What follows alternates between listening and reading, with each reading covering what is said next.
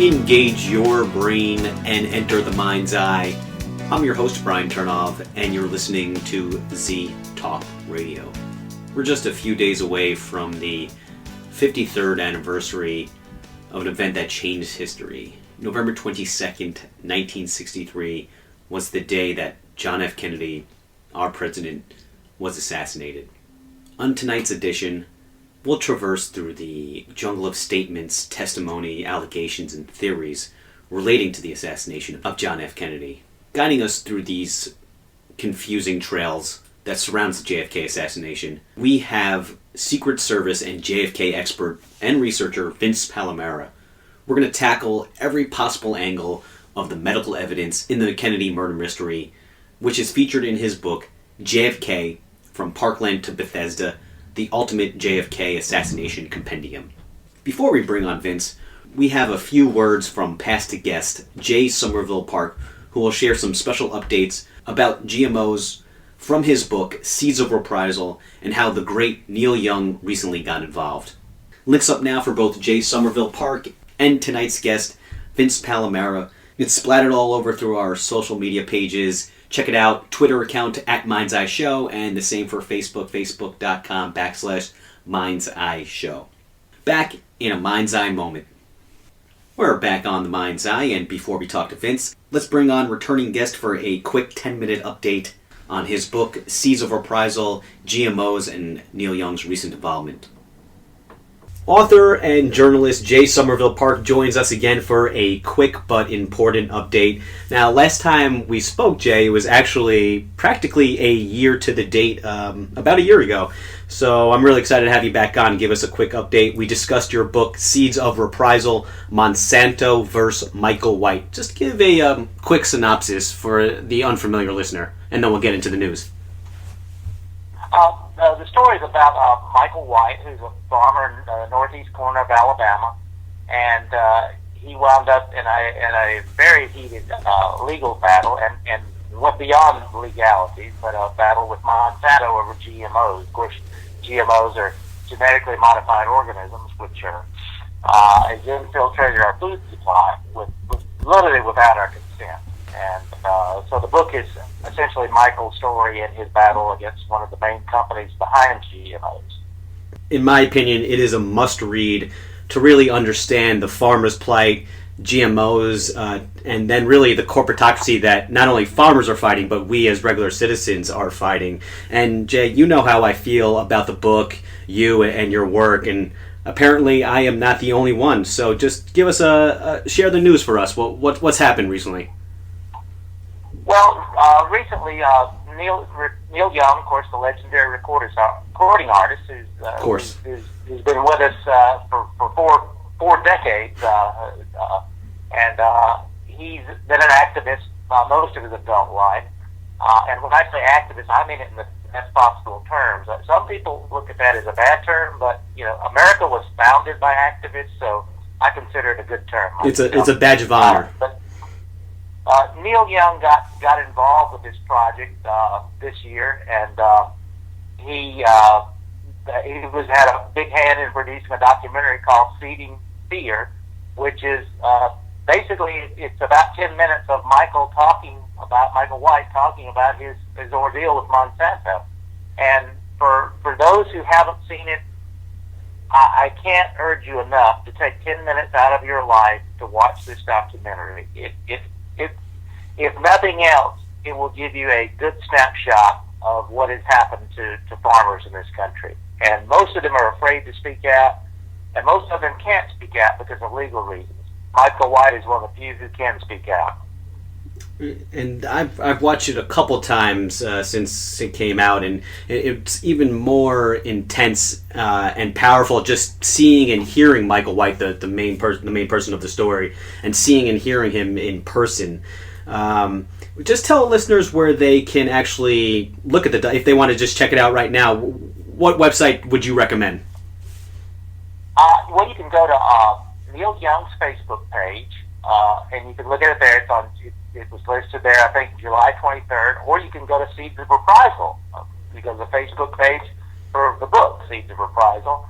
And we have it on there, I believe, on July 23rd listed, or maybe July the 24th, within a day or two of when Neil Young released it. But we have it on there as well, so you can look at it at either place.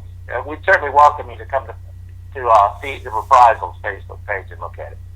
And just before we let you go, just fill us in a little bit on some of the details. How did the documentary come together? Really, when did they approach us? Just a little bit of the details. Fill us in a little bit. Well, the documentary started over a year ago. It came about just in one of those, almost in a roundabout way. The director of it kind of stumbled on the Michael White story. He was actually working on another project. His name is Craig Jackson. And Craig was working on another project, and he stumbled on the Michael story and realized the project he was working on had to take a back seat to Michael, because Michael had such a compelling story, and one that just, it's moving and harrowing, and Michael is the salt of the earth, and it comes across in the documentary. When you see and hear Michael White speak, you realize this is a genuine article. This is a farmer, and this is what American farmers are, and what they've been through, and what they are going through. And I can't tell you enough that when you see something like this, it's I put it as almost a life-altering experience for people who don't know anything about GMOs. When you learn about Michael, you really, like you said, he's the genuine article, but then you really understand how much American farmers and farmers really globally are being put through the ringer, and by the thousands. And how is Michael doing these days? He's been put through the ringer, but how's he? What's he up to these days, and how's he doing? Well, I mean, Michael's fine. He's helping his son-in-law transition into farming, and of course they strictly farm non-GMOs. And Michael's trying to make sure another generation continues what a fourth-generation farmer has done. So Michael's doing well and promoting exactly what he espouses as non-GMOs. Again, I go back to one thing: is watch the documentary and read the book, because the combination of the two, they complement each other. I think the documentary, you get to hear Michael, you get to see him, and then when you read his entire story in the book, it's a 1-2 punch, I feel like. And you really understand how, and if I think I recall the book correctly, you really start off by showing us how fragile the food supply system is, and the farm, and how important farming is to it. And to really just understand that is worth the book alone, and obviously the documentary seeding fear. And I just want to get your opinion on something that I would imagine you're probably keeping your eye on. The Safe and Accurate Food Labeling Act of 2015. To me, it almost seems like, I'm sure you're following it, but to me it seems like a facade almost, that since the FDA won't require GMO food to be labeled. What are your thoughts on the act, and do you think it's going to pass? Well, I don't think it's going to pass, because the companies who are pushing for this, Monsanto and their friends, have spent too much money buying politicians to let it pass. But this is pretty simple. If you look on the label of just about any food package, they have to list everything from water to sugar to salt if they add it to a food. And then we turn around and we're told, but yet we can't know that GMOs are in a food. We're not asking for any special information. We're simply just asking what is in our food. If they have to tell us that sugar, water, and salt are in food, they certainly should tell us that GMOs are in there, because this is something that's made in a laboratory. Salt, water, and sugar are natural, so it only stands to reason that we should know that GMOs are in our food or not. And transparency is literally the least that they could do. So I don't think, like you said, we're asking for much here. And what's on the horizon for you? What's been going on since the documentary was released? I've just been working to promote the book. Trying to a lot of it is still education, as far as trying to share knowledge with people, because it's still one of those subjects where almost on a weekly basis I run into someone who says, "What's a GMO?" And you know, that that's one of those things that those of us who know what GMOs are, you should make a point of trying to share that information with other people, because whether or not you feel GMOs are safe or not, that's not always the crucial issue. The crucial issue is, if there's something in your food, you should have the right to know that it's in there. It's that simple. Well said. And before I let you go, just share again where people can get their hands on the book, and also where they can watch the documentary Seeding Fear. Again, you can watch Seeding Fear at Seeds of Reprisals Facebook page, and you can get Seeds of Reprisals on Amazon. You can get it from Lightning Source. You can order it from your local bookstore. You can, you get it anywhere you want to buy a book. So it's out there, and I really urge people to watch the documentary and read the book, because I think the two they complement each other very well, and you get to see, hear, and then Michael in the documentary, and then in the book you get to hear his entire story, and then the complete story, and that's what people need to have. And that's when you really start to understand. And I'm really hoping that this is the spark within our country, America, to really get the GMO labeling happening, and to fight against Monsanto. And I think it's there, but we need a lot more. And Jay, just keep fighting the good fight, sir. And thank you, Brian. I certainly appreciate you having me on, and I appreciate all you do. Thank you. The Mind's Eye will be back after this quick commercial break with Vince Palamara, and continuing our JFK special anniversary number 2. Big digital applause for tonight's guest, Vince Palamara, Secret Service and JFK expert and researcher, also author of Survivor's Guilt and the brand spanking new book, JFK, From Parkland to Bethesda. Thanks so much for a Mind's Eye moment, Vince. I really appreciate it. Oh, pleasure's all mine, Brian. Thanks to you, and thanks to all your listeners. I don't know about when you're talking to people about the JFK assassination and then, of course, quote-unquote conspiracy. I often hear that it doesn't affect us today. Just let sleeping dogs lie. And, quite frankly, I think that's BS. I think it still has a profound impact on us, maybe on levels that we really don't understand as American citizens and as global citizens. How do you think it affects us 53 years later? What impact does it have today? Well, I think in the big picture, it definitely upset the balance of power, because quite frankly, Lyndon Johnson never would have been president. Richard Nixon never would have been president. Gerald Ford was the accidental president. He was there because of Spiro Agnew. And not to go too much on a tangent here, but I mean, Jimmy Carter was only a reaction to Watergate. I'm not saying it would have been utopia, but I don't think we would have had the Vietnam War, land war with Marines on the ground, boots on the ground, which had the ramifications of not just that horrible war with 50,000 plus dead and countless others maimed and wounded psychologically and otherwise, but you also had the impact of the military-industrial complex then till now, how we go about engaging in combat and warfare overseas, a direct result of Vietnam, direct result of the Kennedy assassinations. I'd just say for people in general, not just because he was our last assassinated president, and there's still millions and millions of people around the world that were alive and remember JFK, but the ramifications for today, just to sum it up briefly, would be just upset the balance of power. There's so many presidents that came afterwards that never would have been president.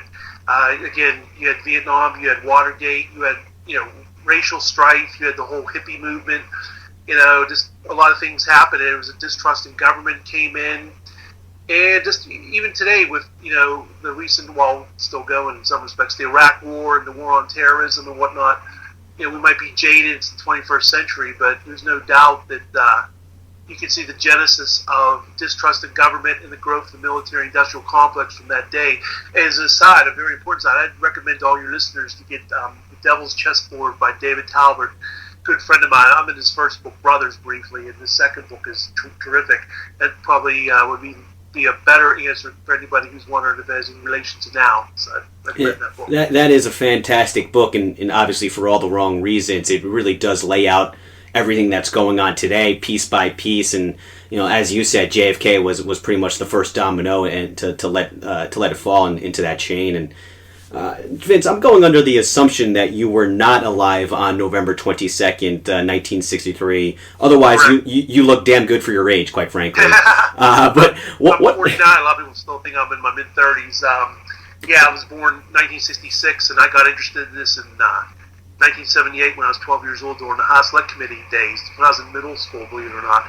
And I started to do primary research, I'd say really like shortly after the 25th anniversary. And just a thumbnail sketch for your listeners. At first I was like anybody else who was interested. I just buy, over-the-counter books and whatnot, and didn't do any original research of my own. But then I started to notice something. It's funny how things have a way of landing in your lap. You don't even realize. I'm a big fan of the fictional show The Wild Wild West, not the movie of the same name, but the actual show from the 60s, Robert Conrad. And it's a fictional show of the Secret Service in the 19th century, and I think in the back of my mind that always had a play on things, because when I started to study the Kennedy assassination, everybody looks at Zapruder and whatnot, and they look at President Kennedy, obviously, and the unfortunate assassination, and I started to notice, the driver, boy, he slows down, he looks back not once but twice. All these books talk about one look back, they don't talk about the fact he looked back twice.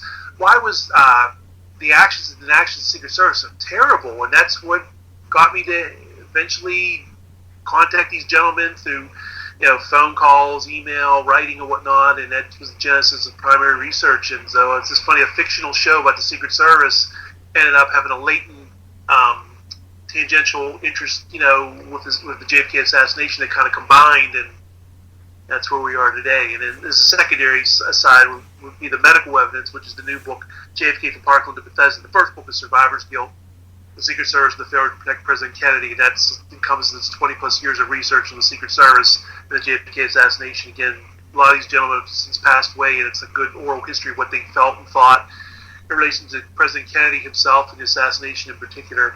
And the other book is JFK from Parkland to Bethesda, just came out. It's on the medical evidence, and I even did a lot of primary research there, contacting a lot of Parkland and Bethesda doctors and nurses and sundry other people, and a lot of those people have since passed away, so it's another good oral history of what they thought and whatnot, comparing the record. Yeah, I would say that the book probably maybe even falls under encyclopedia as opposed to novel. I mean, what I loved about it, and what I love about historical books, and what you're bringing to the table is primary sources. I mean, the book is just pretty much completely comprised of primary sources. What was that research like for you? I know it was probably quite painstaking. You were talking about both books. We're going to focus for tonight on JFK from Parkland to Bethesda. Oh, okay, sure. Yeah, that encompassed basically 15 years of research, and what it all started from is, even though I'm known for the Secret Service aspect of things and all the primary research I did on that, again, I always had an interest in the medical evidence, and I even had a little small but important role in Harry Livingstone's book High Treason 2, because Gerald Custer, who was the x-ray technician of Bethesda, lives pretty close by, and he's since passed away.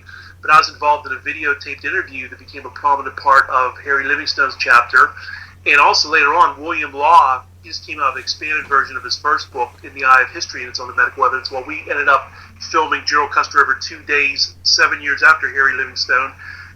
And so, again, I always had an interest in that. But to answer your question directly, what was very frustrating was back in around 1998, I did 26 volumes of the Warren Commission. Now you can get them for free online or scanned and everything, but back then it was actual hard copy books, which are pretty rare.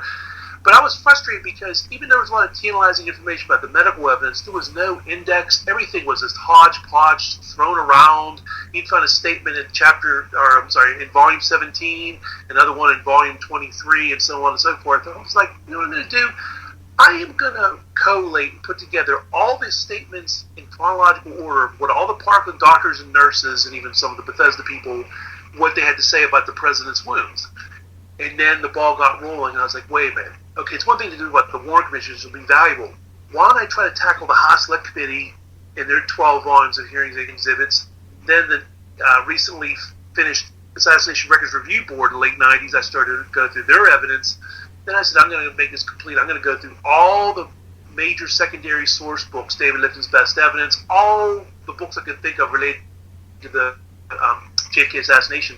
And lo and behold, that's what dawned with this book. I took it even further, actually. I ended up, again, contacting a lot of Parkland doctors and Bethesda people. A lot of that research more through the mail, pretty much, even though there's only a few hundred names still coming, it seems like that. And I'll leave it to your listeners in the main to draw their own conclusions. I will say something that's probably pretty obvious by anybody who knows me and knows about my research. Is you definitely come away from the book with the explicit understanding that the president was shot from the front. There's just too much evidence of it. And again, that's why I did this book, because somebody could say, oh, they're mistaken, there's only a couple statements, oh, you're taking things out of context, blah, blah, blah. But my goal, again, was to make a mountain of evidence and get every single statement. And sometimes, in a few instances, important instances, you see the changing of stories. Like you'll see, like Dr. Marion Jenkins was very consistent from 1963 to 1978. Then all of a sudden, something happened. A switch went on, and you start to say things like, whatever the Warren Commission said is fine with me. In the meantime, for 15 years, he was saying basically that the president was shot from the front, either directly or indirectly through, the talking about. But for your listeners, again, entrance wounds make small wounds, and exit wounds make large wounds. So Oswald is allegedly the sixth-floor perch of the sniper's nest in the Texas School Book Depository. I'm not exactly sure how many feet you think I should know right off the top of my head, but it's far behind JFK. And yet the Parkland doctors and nurses, their first reaction when they see the body, they have no horse in the race. They're there to save the president's life, and there's a good 20 to 30 minutes of observing. They're noticing a nice, neat, round hole of entrance, pretty much a landslide. They all said that about the throat wound. Well, how can Oswald shoot Kennedy from the front, from behind, so to speak? And yes, I'm being facetious. And at the same time, they're also saying there's a massive wound on the right rear of President Kennedy's head. And there's actually a good chronological order of this. You've got the Parkland doctors and nurses saying this. You have Clint Hill, the Secret Service agent who jumped from the back of the limousine, much too late, that's another story. And he's saying the same thing. They get to Bethesda, and even though there's no doubt that the wounds appear to, get larger, and it looks like some tampering of the body, which corroborate David Lipton and Doug Horn and some other people, but still, people are still saying the back of the head was gone. From what you can tell of what was left of the throat wound, it was all, macerated. You can still see the outline of what was a bullet wound. And they're saying the back wound was in the back, not the back of the neck, but in the back, and it did not exit so much with a single bullet theory. And again, that's what I set out to do with this book, and it's never been done before. And it's quite the compilation of the actual primary sources and witnesses. And what I find, that's what I really enjoyed about your book. Like I said before, it's purely primary sources. My main issues, I guess, of contention, so to speak, with most JFK books, whether you fall on the spectrum of believing in the single bullet theory or not, is that they just cherry pick from these primary sources, from the doctors, and they just use whatever they want to fill their hole, to fill their proposition and what they're proponent of. As you mentioned before, we're going to focus. We're going to cut it down for our listener. We're going to start off with Parkland, where the Parkland Hospital, where JFK was first brought to, and then we're going to bring it to the Bethesda Naval Hospital and see what the differences are there. But before we do that, just to be fair, I just want to lay our cards here on the table. I, for one, do believe that a conspiracy did take place to kill JFK. As you said before, history has shown way too many holes and contradictions in the accepted Warren Commission story. And before, you alluded to that you might be on a similar perspective and point of view, but did your perspective change at all through these 15 years of history, or did you set out with one thing in mind and then all of a sudden came to some medical evidence and totally changed your perspective, or the medical evidence and your research kind of just proved into what you were thinking the whole time? Well, I'll tell you, it's interesting. I don't know if you knew that, because that's a very interesting question. But back in early 2007, I'm accused of having a very open mind as opposed to a closed mind, and that's good, but some people could say that could also be bad to a certain extent, because, I'm very willing to be open to new evidence, new perspectives, and then I'd say roughly the first 6 months of 2007, not to shock your listeners, but I started to begrudgingly think, maybe Vince Bugliosi is onto something here. Maybe Oswald. Now, before your listeners want to tear their hair out, let me explain this now. From basically 1978 to early 2007, I was an ardent believer in a conspiracy, okay?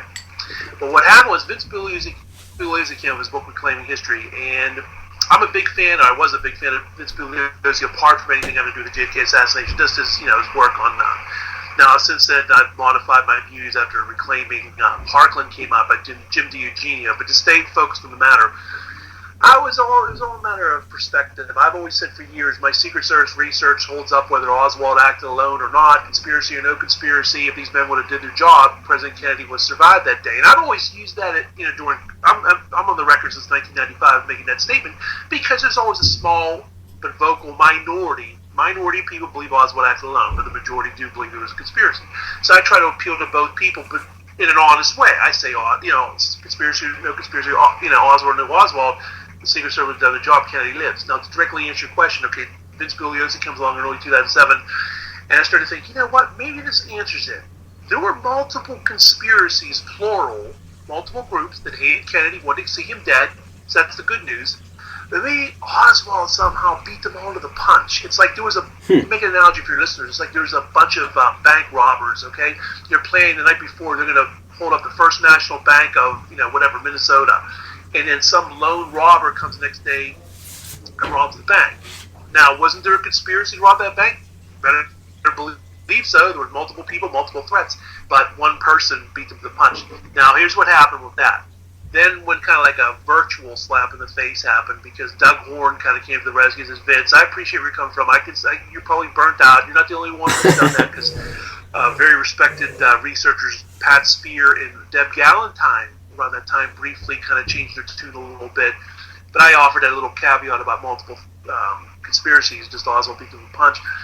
And then Doug Horne started to share some of his research, and his books came out Inside the ARB, and I totally flipped right back around. After a little 6 month kind of like maybe leaving my senses, some people would say, I kind of back firmly in the conspiracy side. But I just, Pat Spear and Deb Gallant and some other people said that, you have no reason to apologize because you have a very open mind and you're not wedded to a theory. I always think that's good, because if you're wedded to a theory, and if you take things like a religious faith or whatnot, then you're blinded. You do cherry pick. For example, my book, you would say, ooh, this doctor kind of makes it sound like the wound's more in the front than the back. Oh, I'm going to edit that out. I don't want people to know that. Ooh, I don't want people to do that because I want to just prove a theory. See, I don't do that. Now, the good news, again, the vast majority of the evidence of the testimony and statements in the book definitely, directly or indirectly, point to a conspiracy, because they're either saying the president's shot from the front through the description of the wounds, or some of the doctors are actually saying it looked like he was shot from the front. So that's the good news. But there's a few doctors, even though they do say some tantalizing other things, like Dr. Ken Salyer, for example. When he describes the wounds, he's one of the very few people that makes it sound almost like the wound was more to the side and the front than it was at the back. But before you can catch your breath, he also says other important things. He says the autopsy photos had to have been doctored. This is not right. These are not the way he looked. And he's been adamant on that more than one occasion. So that goes to show you there's a lot of shades of gray. It's not black and white. Even some of these people can be used to prop up somehow, some way, the minority view that Oswald acted alone, or somehow, some way trying to cherry pick their evidence to show something else against the majority of the Parkland doctors and nurses and whatnot that seem to indicate the president was shot from the front. Even those people, there's some tremendous loose ends. And just like, with James Hughes and Thornton Boswell and the autopsy doctors, the same thing there. Just the fact that they admit that the occipital bone, some of the occipital bone was missing. Well, that goes against official history, because supposedly, if you believe the official story, there shouldn't be any occipital bone missing. It should be exclusively on the side, in the temporal frontal parietal area. But it's hard not to go back and forth sometimes, because it's so confusing and the stories have become convoluted throughout the history, that it's hard not to be confused yourself and try and kind of wade through the BS in a sense. And we're going to do that by almost juxtaposing the autopsy reports and the medical evidence from Parkland to Bethesda. That's essentially what your book does. And before, you said that the doctors at Parkland Hospital said that the president was shot through the throat, or the throat wound had to have been caused from a shot from the front, I believe, right? So, yes. Tell us why that's so important. Sure. Okay, the official government pronouncement from the Warren Commission is that Oswald acted alone, was a single shooter. There was not two shooters. There was only one sole shooter from the rear. He fired 3 bullets. One missed. One bullet allegedly went through the back of Kennedy's neck and exited through the front. So that would be an exit wound, the official story. And the fatal shot was a shot that hit him in the head that only came from the rear. Again, from one man, Lee Harvey Oswald. They didn't really assign a motive to him, but Just that's the basic answer. And now, when you go to the contemporary video, ABC, NBC, and CBS that day, they all pulled their network feed for millions of viewers around the world. You get statements from the newsmen quoting Dr. Berkeley, who was the president's physician, who was there at the Parkland Hospital, feet away from Kennedy, and also at Bethesda, saying that the president was shot in the right temple. It's a simple matter of a bullet right through the head. And later, Press Secretary Matt Kilduff does the same thing. He even points to the right temple. And you got other news that's classic, and some of it, like Frank Ryan and some of the other ones, are going back and forth saying, "Wait a minute." The look on their faces is classic. Some clips on YouTube, some of them are on my channel, so I highly recommend. You can do any kind of search engine on YouTube and you'll come to them. But in any event, they're mulling over this. It doesn't make any sense. That day, we're told at first, some of the witnesses get on camera, like the Newman family and Gene Hill, and saying the shots came from the front, from the grassy knoll. There's, the smell of gunpowder, the smoke, all the people ran that way, etc., etc. Then they capture this man, Oswald, and then all of a sudden the story changes, but in the interim, they were still saying the president was shot, appeared to have been shot from the front. Dr. Malcolm Perry and Dr. Ken Clark gave a press conference again for actually billions of people, you could argue, around the world. And he matter of factly said the bullet appeared to be coming at him. Yes, it appeared to be an entrance wound on the neck. The back of the head was gone. It could have been a tangential shot. It could have been a shot that hit him in the front of the throat and exit at the back. And again, for your listeners, that's prima facie evidence of conspiracy right there, because the official government pronouncement is there was nobody in the front. It was only Oswald in the rear. There was no conspirators shooting anywhere else. Obviously, you got a conspiracy right there. So you don't even need theories of who did it, who done it, this, that, and the other. You can just start right there from that primary day. And why I did this book was, you get, when the mortally wounded president was taken to Parkland Hospital, and you got all these trained physicians and nurses, okay? They've seen hundreds of gunshot wounds, because Texas, that's the way it was there. With the Wild West, they were just saw gunshot wounds all the time, and so they were just doing their job. Yes, they were in a little shock, oh my God, it's President John F. Kennedy, but they still had a job to do, try to save a man's life. And again, they were experts, basically, of seeing wounds all the time like that. And Dr. Robert McClellan had about 15 minutes. He was about a foot away from Kennedy's wounds, staring at him. He said the back of the head was gone, and it appeared to be before Malcolm Perry made a tracheostomy over the wound in the neck. It appeared to be an entrance wound. And Dr. McClellan's still around. There's a fair amount of these doctors and nurses still alive, thank God. And he's been adamant to this day. Oh, the president was definitely shot from the front. There's no doubt about it. Some of them are vocal like that. Some of them are vocal through their descriptions, and then some of them are a little coy. They've either changed their tune in later years, or they try to like hem and haw back and say, well, it could have been an entrance or an exit wound, because they realize that for 15 years they were saying one thing, and it sounds like they're saying another now to another author. Because to be fair, these guys, some of them have been hiding through the years. Some of them want to put them behind them. They don't want to be known as the physician who tried to save Kennedy's life, and some of them feel like a failure. There's nothing they could do. But anyway, so that's the consensus for your listeners. The vast majority, with a few rare exceptions, said it appeared JFK was shot from the front and the throat, and the head wound appeared to be a shot from the front because the back of the head was gone. Okay? Then the body gets put on Air Force One. It's taken to Andrews Air Force Base for the trip to Bethesda, Maryland, for the official autopsy. Now, there should have been an autopsy in Dallas, Texas, because back then, believe it or not, the murder of a president was not a federal crime. It was a state crime. It was only made a federal crime after the assassination of JFK. So under Texas law, it should have been done there. And if it would have been done in Parkland, the whole ball game's over, because Dr. Earl Rose was a tremendous forensic pathologist. If you just want to compare and contrast the autopsies on Lee Harvey Oswald and J.D. Tippit, the officer who attempted to apprehend Oswald, they're a model of clarity. I mean, there's no doubt, there's no ambiguity about the entrance and exit wounds. It's tremendous. And then the autopsy at Bethesda was horrible, and I think this was intentional. The Secret Service illegally stole the body away from those Parkland doctors, and against the wishes of the county coroner, the Chief Curry of the Dallas Police, and, Of course, it's become a bit of a tall tale, but the doctor himself tried to stop the Secret Service from taking the body, saying exactly what you said about the law. So I mean that's got to be. So it was basically like in the JFK movie. Again, just maybe something for your listeners to hang their hat on.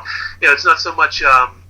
It was more like a getaway than it was a departure to Maryland. And now you get into a whole gray area, and there's definitely a lot of tantalizing clues in my book that seem to corroborate Dave Lifton and Doug Horn's idea. They're not alone.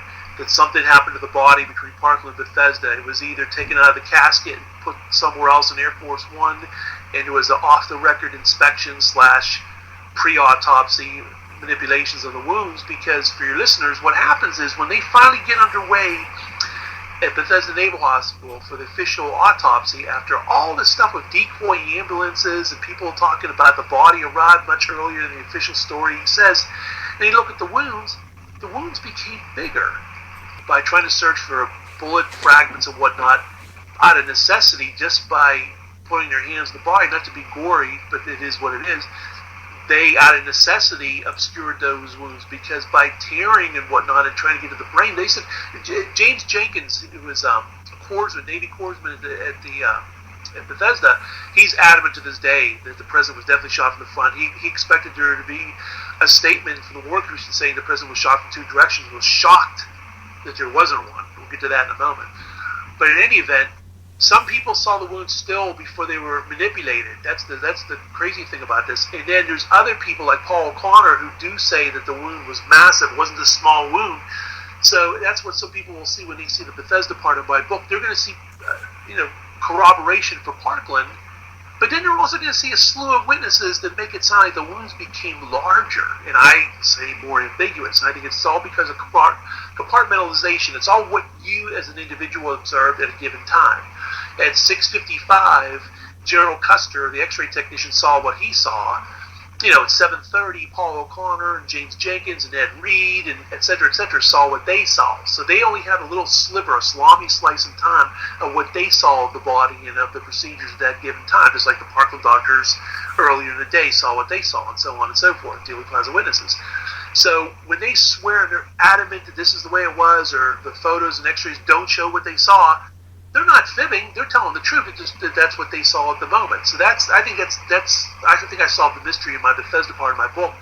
Again, you're going to see witnesses that corroborate those Parkland doctors and nurses that seem to indicate the president was shot in the front.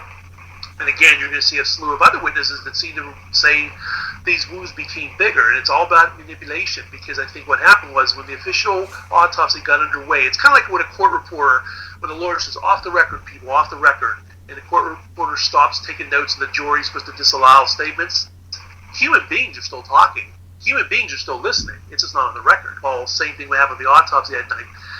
It was either illicit or trying to put the best possible spin on this. It was just for national security reasons. They were like, we got to find out what really happened here. My God, this man was shot from two directions.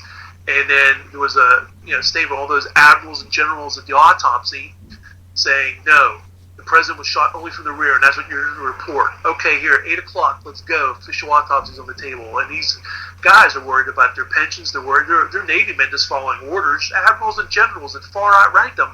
Admiral George Berkeley, the president's physician, far outranked the Hughes, Boswell, and Fink who did the autopsy of Bethesda. So again, Dr. Pierre Fink even said he was just following orders, and that could be taken two ways. So they said what they said, but it's very ambiguous, their autopsy. I think some things they were leaving clues. They didn't weigh the brain, and they didn't put the notation of the weight of the brain in the autopsy. That, to me, is very telling. That's like when a witness purposely misspells their middle name. They do that so later on they can say, well, I just did that. I didn't really sign it. I did that because I wanted to show a clue that, no, I was doing this under duress, under coercion. I didn't really mean what it seems like I'm saying, but I don't really mean that. And I think other things were that you had the official autopsy report saying that the wound extended, just to the side and front, but also extended somewhat into the occipital area. But you see the autopsy photos, and they show the back of the head appear to be almost pristine, but then before you can catch your breath, there's another autopsy photo. All these years, it leaked out in 1981, best evidence. It's this massive, gory, the skull was all open. And for years, we could never really make heads or tails of the orientation of this photo. And Dr. David Mantik has done a tremendous job in this photo, and it's corroborated in my book. That photo is the smoking gun. That shows the rear exit wound of the head, and he does a tremendous job in his own book of demonstrating that. That's what this is all about. That there was a couple things that slipped out. No crime is perfect. It's all about compartmentalization. You got to keep in mind, 1963, you had a supine media. You had the government pronouncements were viewed as the official word of God to people. My dad told me something. He still tells me, there's been 10 people that shot Kennedy that day. We were so bereaved. The details went in one ear, not the other. This is before Watergate, before an inquiring press, before people mistrusted the media. There was no internet, et cetera, et cetera. So when the government, through their tears, are saying, the president was shot from this misguided loner from the rear, Lee Harvey Oswald, even though 2 days later Jack Ruby took out Oswald, then he started to think, wait a minute, something's fishy here. Then he begrudgingly went on with their lives and said, well, that's what they're saying. Some things don't seem to add up, but if that's what you're saying. It only took, Mark Lane, Harold Weisberg, and other muckraking authors, so to speak, and I say that with love and affection, that's when the details started to come unraveled about the case.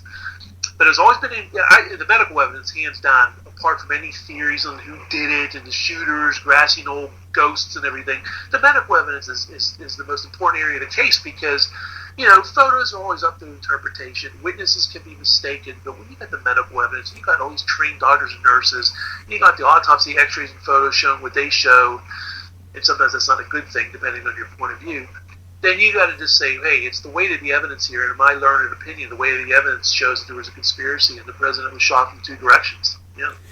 I think that there's clearly, you just pointed out a lot of major issues, and I want to talk about, to help set this up, the difference in experiences between the doctors at Bethesda and the doctors at Parkland. And tell me if these next few statements are true, just because now at this point, as we said, the stories have become so convoluted that it's hard to tell what's true, what's fiction, and what's nonfiction. The doctors who performed the autopsy at Bethesda, I believe it was carried out by 3 pathologists, all of them middle-ranking military officers with only minimal experience of forensics autopsy. I believe their only experience was about a 1-week course taken by only one of the pathologists. Correct. Is that true? Yes.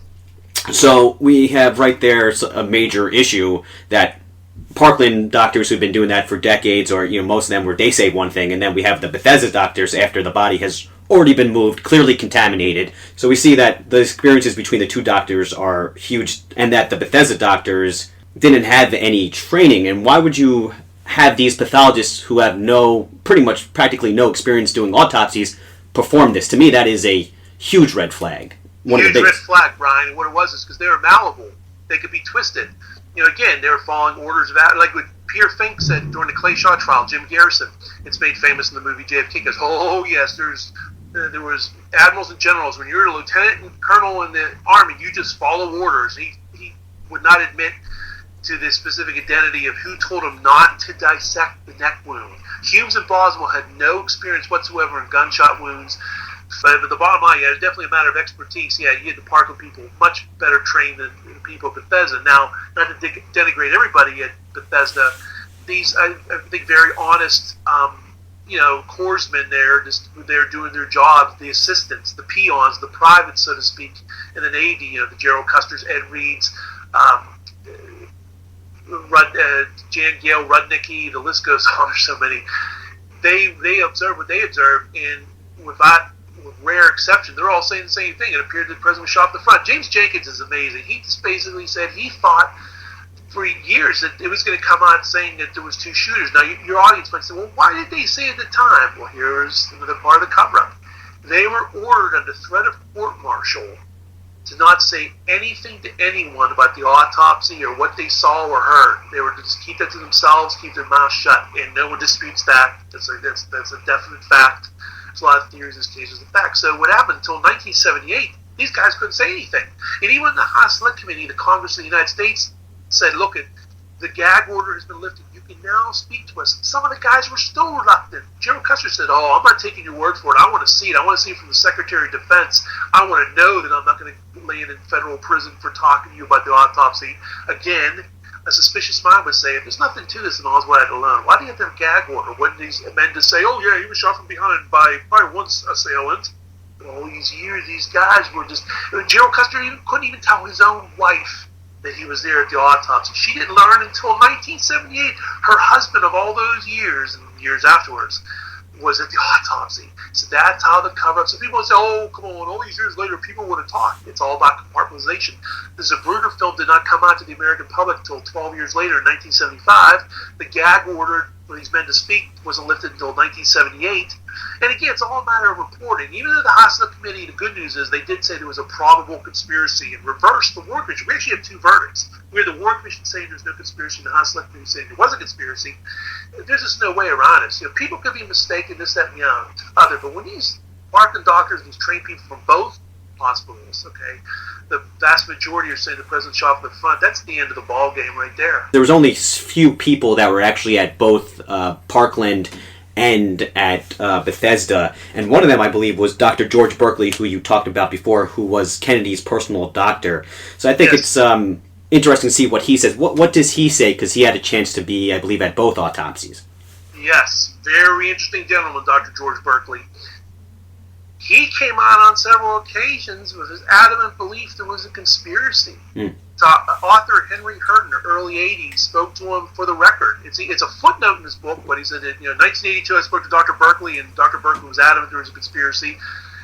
This came out in the late 1990s. It was buried for about 20 years. Dr. Berkeley believed there was a conspiracy. He had his attorney, William Illig, these gentlemen are now passed away, both of them, contact the Haas-Litt Committee to let them know that I'll testify, I'll tell you what I know and whatnot, backing up by Dr. Berkeley. Dr. Berkeley did a JFK Library oral history, and the oral history interview asked, tell me about the wounds of President Kennedy, about the bullets. He said, I would not care to be quoted on that. And he just didn't say anything. Didn't want to be quoted on that, and he moved on to other business. Like, wow, if Oswald acted alone, there's no conspiracy. He would have said, well, I saw what I saw. But Dr. Berkeley, again, was a trained physician. He was there at Parkland, obviously saw what he saw. But the big picture for your audience out there is, here was a physician who was at Parkland and Bethesda, Dr. Berkeley. If Oswald acted alone, there was nothing to this. Wouldn't you expect him as the president's personal physician? He ended up being LBJ's personal physician afterwards, till January 69, by the way, to say, oh, get a life, it was Oswald. The wounds were only fired from the rear and only exited from the front, that's all. No, he didn't do that. There was a conspiracy a couple times, and wouldn't care to be quoted on the nature of the wounds. In 2017, the Assassination Records Review Board says that all of the existing assassination-related documents will finally be released. I guess that's about 50,000 pages or so. Do you think that there's a smoking gun laying there with the medical evidence, or it's really just a waste of our time even to expect anything? There's the part of me that's hopeful, optimistic, glasses half full, and thinks there might be something there.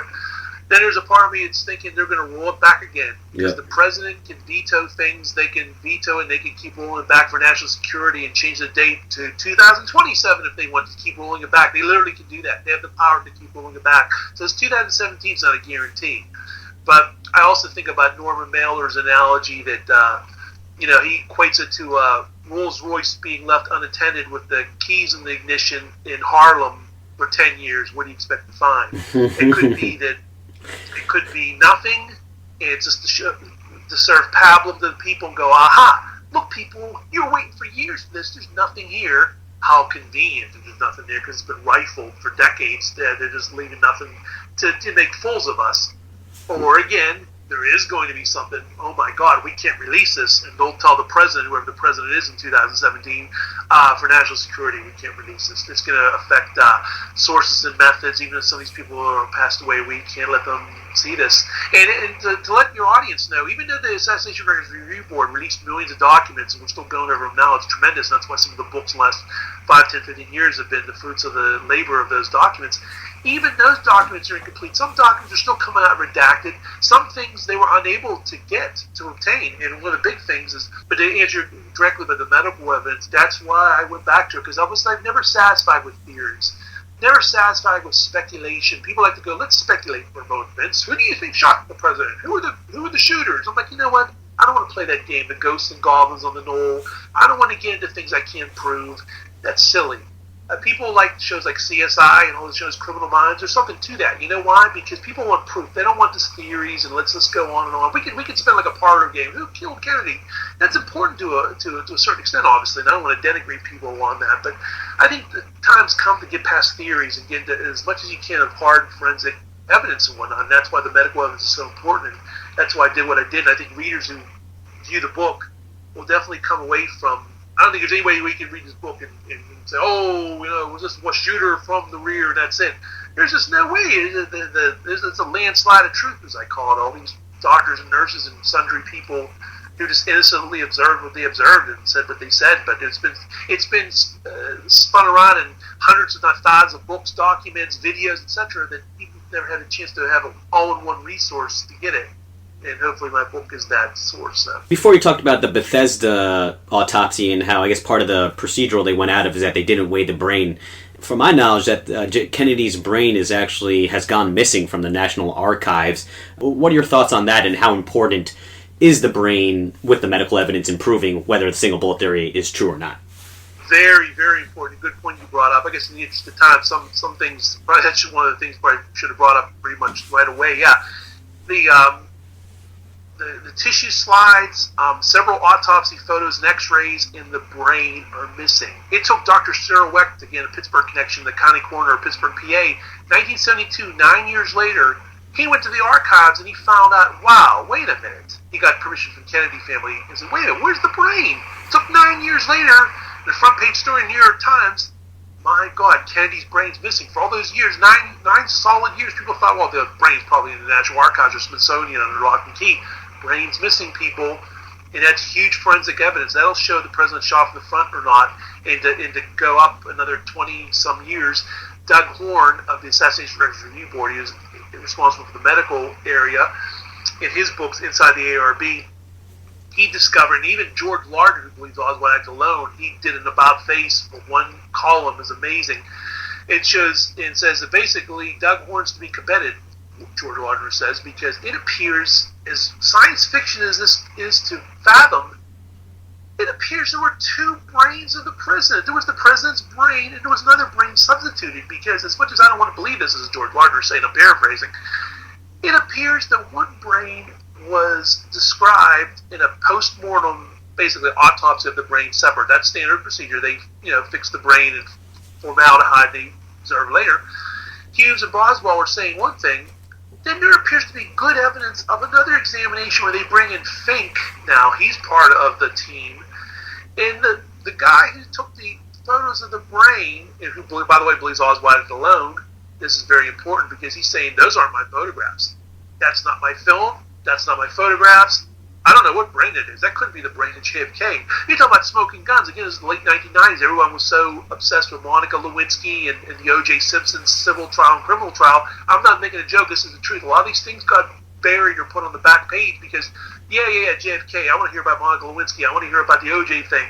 That was making news at the time, but it was being sequestered from the other tantalizing tabloid stuff of the day. And here was a guy saying, oh my God, there's two brains. Here's people from Bethesda saying, wait a minute, the brain we observed, it was observed on the day of Kennedy's funeral, that was November 25th.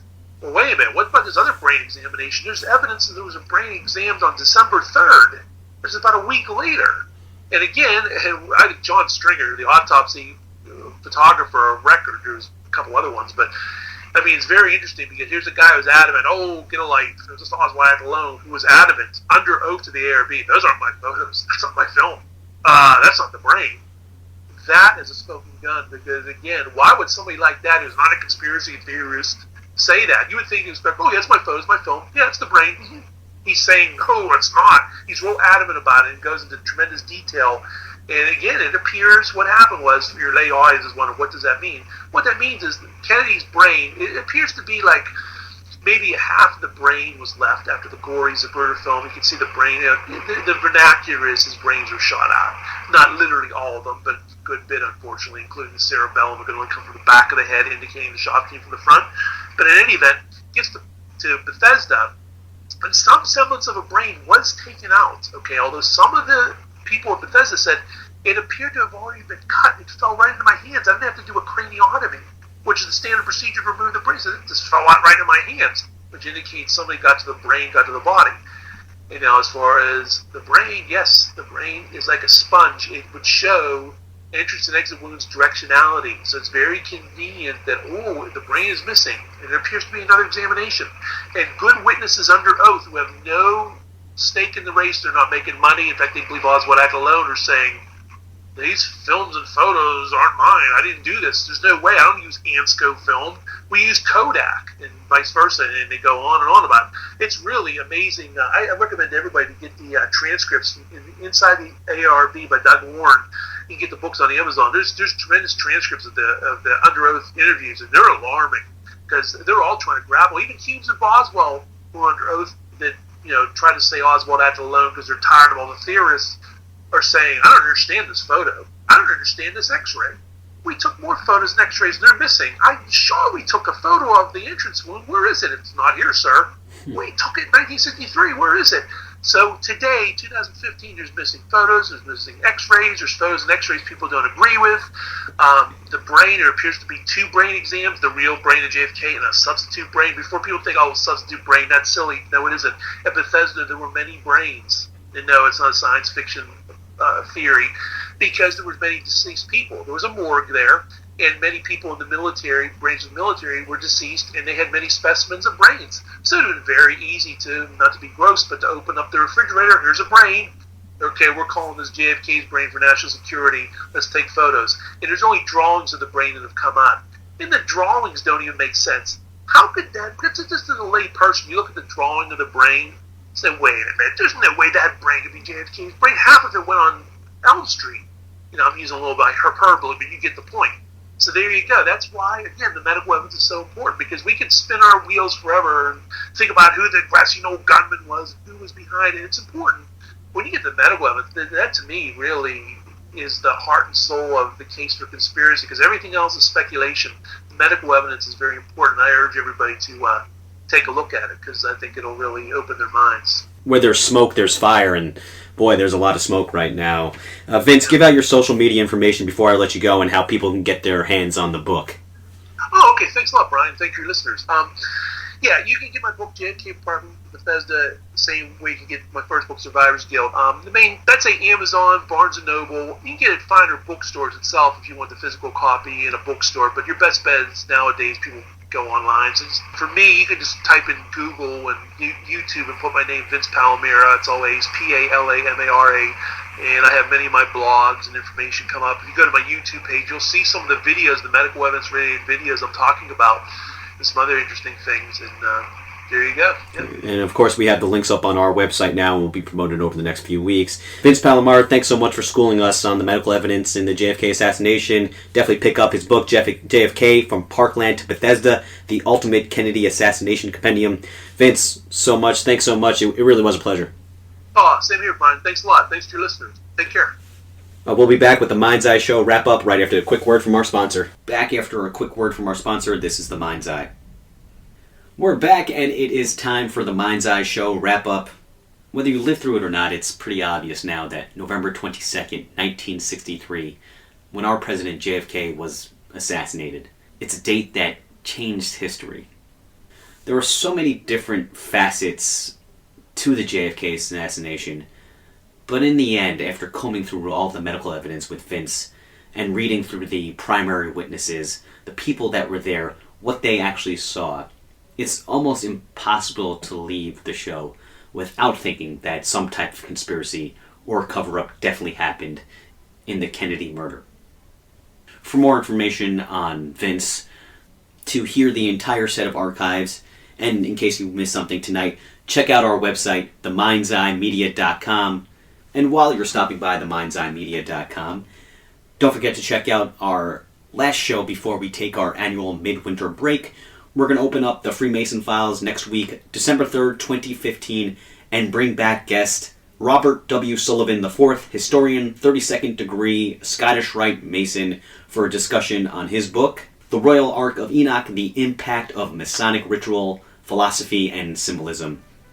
You'll find out how a high-degree Masonic ritual documents the recovery of the lost word of a Master Mason, the name of God.